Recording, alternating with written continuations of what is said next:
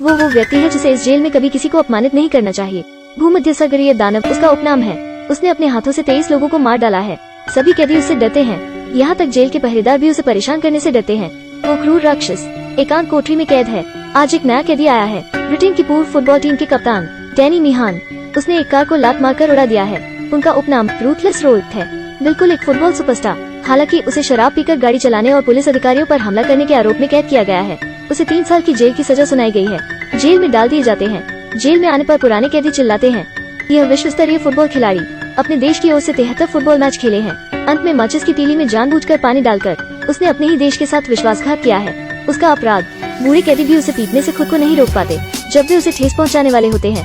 कैदियों के big boss ने उसे पहले ही ढूंढ लिया है। जो गुनाह इस फुटबॉल खिलाड़ी ने उस साल किया, उसकी वजह से बोली लगाने वाले मालिक ने अपनी सारी संपत्ति खो दी है। वो मोटे ढंग से कहता है कि वो उसे आरामदायक जीवन नहीं जीने देगा।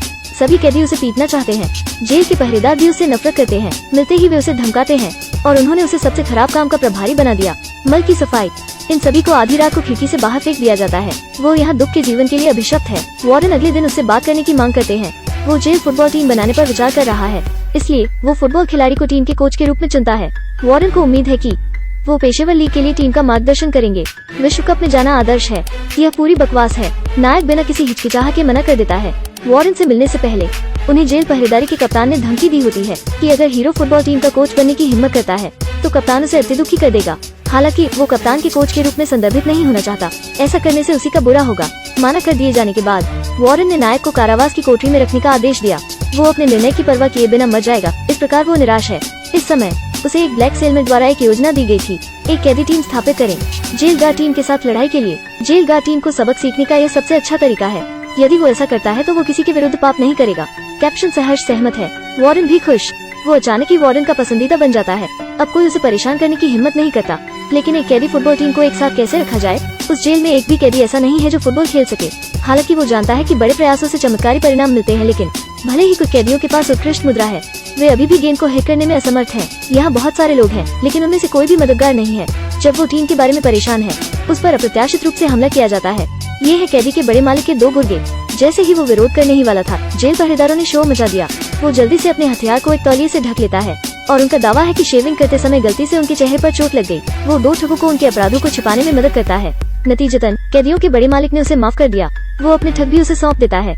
इस बार पर्याप्त खिलाड़ी हैं। अब बस एक गोलकीपर की जरूरत है और गोलकीपर के लिए पहले से ही एक दावेदार है।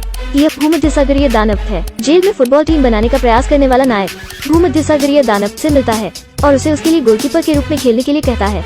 यह अशुभ आभा किसी भी विरोधी को झांसा देने के लिए काफी है, परंतु नहीं, भूमध्यसागरीय दानव ने सीधे ही मना कर दिया। हम जेल प्रहरियों के साथ प्रतिस्पर्धा करना चाहते हैं। यह सुनने के बाद भूमध्यसागरीय दानव उसका मन बदल देता है। इस असाधारण गोलकीपर के साथ फुटबॉल टीम पूरी तरह से तैयार है। प्रशिक्षण अगला कदम है। पहली बार प्रशिक्षण में शामिल हुए गोल मटोल आदमी लड़ाई शुरू करने के लिए उत्सुक है। हालांकि अगले पल वो एक बाधा बन जाता है। गेंद संचालक एक पूर्ण आपदा है। कॉर्नर किकर अपने साथियों को चोट पहुंचाते हैं। प्रेक्षकों के पास रेजर नुकीले कैंची जैसे पैर होते हैं। बदमाशों के एक समूह के साथ जिनके पास बिल्कुल भी क्षमता नहीं है। औपचारिक प्रशिक्षण विधियां निराशाजनक हैं। नायक ने उन्हें अपनी अनूठी क्षमताओं को प्रदान करने का फैसला किया। पहली चाल गलती से विरोधियों के पैरों पर कदम रखना है। यह दर्दनाक लग रहा है। दूसरी चाल यह है कि आप ऐसा कुछ करें जैसे कि आप उन्हें अपनी ओर खींच रहे हैं और जब कोई ध्यान नहीं दे रहा हो, प्रतिद्वंदी के बगल के बालों को मजबूती से पकड़े। तीसरी चाल, चौथी चाल, 5वीं चाल सब घिनौनी चाल है। ये तरकीबें क्रूर और खतरनाक दोनों हैं, जिसमें आखिरी वाला सबसे खतरनाक होता है। 23वीं चाल, विरोधी की गर्दन दबाना। यह बेहद शातिर होने के साथ साथ कपटी भी है। यह प्रतिद्वंदी को आधा जीवित और आधा मृत बना देता है। इन तरकीबों में महारत हासिल करने के लिए खिलाड़ियों को अपनी शारीरिक फिटनेस में सख्त सुधार करने के लिए प्रेरित किया जाता है। उन्हें शारीरिक रूप से लचीलेपन में सुधार करने के लिए अभ्यास करना होगा और गेंद को देखने की क्षमता। इस शर्मनाक कैदी टीम की तुलना में जेल प्रैरी की टीम मजबूत और अच्छी तरह से प्रशिक्षित है। वो सभी कुलीन है। कैदी टीम कैदी गार्ड टीम के समान स्तर पर नहीं है। उस दिन कैदियों का बड़ा मालिक वार्डन से मिलने आता है। उन्होंने हमेशा साथ काम किया है। बड़ा मालिक सुझाव देते हैं कि मोहरी को छुड़ाने के अधिकार के साथ वार्डन को खरीदना चाहिए। वो वार्डन इतना लालची है कि उसे कोई अनुकूल परिणाम नहीं मिलेगा। वार्डन की पकड़ से बचने के लिए वो वार्डन को धोखा देगा। उनका सुझाव है कि वार्डन जुआ टूर्नामेंट आयोजित करें जिसमें कैदी टीम की जीत होगी। नतीजतन वो पर्याप्त धन अर्जित करने में सक्षम होगा। वार्डन उत्तेजित है। बिग बॉस पे पूर्व फुटबॉल खिलाड़ी से मिलने आता है। वो अपने पूरे जीवन की बचत को दांव पर लगा देता है। कैदी दल की सफलता पर, जीतने या हारने पर दांव, जीना या मरना। अगर बिग बॉस मर जाता है तो हीरो जीवित नहीं रह सकता। यह कोई आम मैच नहीं है। उनका जीवन मैच के परिणाम पर टिका है। निर्णायक लड़ाई का दिन जल्द ही आता है। कैदी जिन्होंने कभी अपनी ठुड्डी ऊपर नहीं रखी, जो निम्न गुणवत्ता वाले लाइनअप का हिस्सा है। हालांकि वे जीतना चाहते हैं।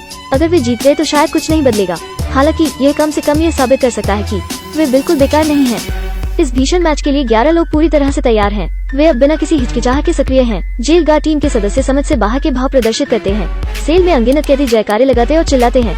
नायक के नेतृत्व में कैदी टीम अन्य सभी कैदियों की अपेक्षाओं को पूरा करता है। जीवन या मृत्यु का मेल शुरू होने वाला है। यह गोलकीपर कितना साहसी है। वो गेंद के साथ अकेले दौड़ते हैं। वो फुटबॉल के मैदान के आधे हिस्से में दौड़ता है। केवल 1 सेकंड बाद एक सीमा में गोलकीपर पूरी जेल गार्ड टीम को डराता है। कुछ समय बाद उन्होंने रेफरी की लापरवाही का पूरा फायदा उठाया। कठोर बदला लेने के लिए एक कॉर्नर की कैदी टीम द्वारा बनाई जाती है। गोलकीपर सबसे क्रूर है। यह अफसोस की बात है कि यह हैरत छूट गया है। यह वही साहसी है। दोनों कमेंटेटर भी हैरान हैं। भूमध्यसागरीय दानव वो है जो मैच पर आभा शक्ति का उपयोग करता है। विरोधी चाहे कितना भी लात मारे या गोली मारे, वे उसके बचाव में दरार नहीं डाल सकते। यह निस्संदेह सर्वश्रेष्ठ गोलकीपर है। विरोधी बेहद निराशाजनक स्थिति में है। एक खिलाड़ी है जो अपने प्रतिबंधित क्षेत्र में प्रवेश करने की हिम्मत करता है। पल भर में उसका कातिलाना स्वभाव बढ़ जाता है। हालांकि वो अंततः खुद को संयमित करता है। उनके गोलकीपर के गेंद फेंकने के बाद कैदी टीम अपना अपराध शुरू करती है। वे नायक की सभी चालों का अधिकतम लाभ उठाते हैं, जैसे विरोधियों की मदद करने का नाटक करना और अपने पैरों पर कदम रखने के मौके का फायदा उठाते हुए जब रेफरी नहीं देख रहा हो, विरोधियों को हिट करने के लिए गेंद का उपयोग करना। अपने विरोधियों के पैरों पर कदम रखने के किसी भी मौके का लाभ उठाते हुए रेफरी की आंखें अपर्याप्त रूप से सहायक होती हैं। नायक और भी हानिकारक है। गेंद डालते समय वो विरोधियों को हिट करता है। यह दर्दनाक लग रहा है।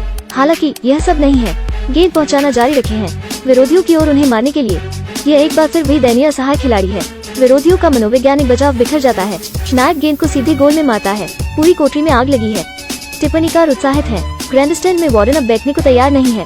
वो जेल गार्ड टीम के चैंपियन पर अपनी पूरी जिंदगी की बचत का दांव लगाता है। हारने पर उनके पास कुछ नहीं बचेगा। मध्यांतर के दौरान वार्डन नायक के पास जाता है और उसे उनकी मेहनत पर पानी डालने की धमकी देता है, नहीं तो वो उसे जेल की तह में फेंक देगा। जब वे मैच में लौटते हैं तो नायक पूरी तरह से भ्रमित हो जाता है। मैच का अंत हो रहा है। गोलकीपर के हाथ में सफलता है। वो विजयी नृत्य करता है। हालांकि उसके कुछ सेकंड बाद उसका प्रतिद्वंद्वी गेंद को रोकता है। विरोधी खिलाड़ी गेंद को पास करता है और सीधे लक्ष्य पर लात मारता है। इस बार भूमध्यसागरीय गोलकीपर सुस्त है। वार्डन उत्साहित है। नायक अपना सिर झुकाना चुनता है और घायल होने का नाटक करता है। नेता के बिना कैदी टीम निष्क्रिय हो जाती है।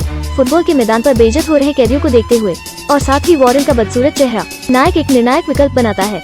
वो पहले भी एक बार देशद्रोही हो चुका है, इसलिए वो उसे दोबारा नहीं करना चाहता। भले ही उसे जेल के निचले स्तर तक की सजा हो, वो अब भी हीरो बनना चाहता है। वार्डन असंतुष्ट नजर आ रहा है। कैदी टीम द्वारा मैच को फिर से शुरू किया जाता है। एक कैदी अंतिम 10 सेकंड में एक लंबा रास्ता तय करता है।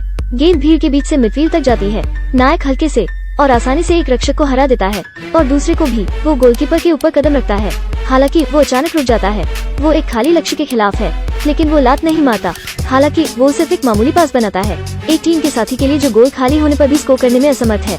तनावपूर्ण दर्शकों के सामने कैदी अपना पैर उठाता है और एक मजबूत वॉली देता है। वे जीत जाते हैं। सभी कैदी विस्फोट के कगार पर हैं। ये भेदभाव वाले कैदी यह साबित करने के लिए अपनी क्षमताओं का उपयोग करते हैं कि यदि आप अपनी पूरी कोशिश करते हैं तो आप किसी को भी हरा सकते हैं।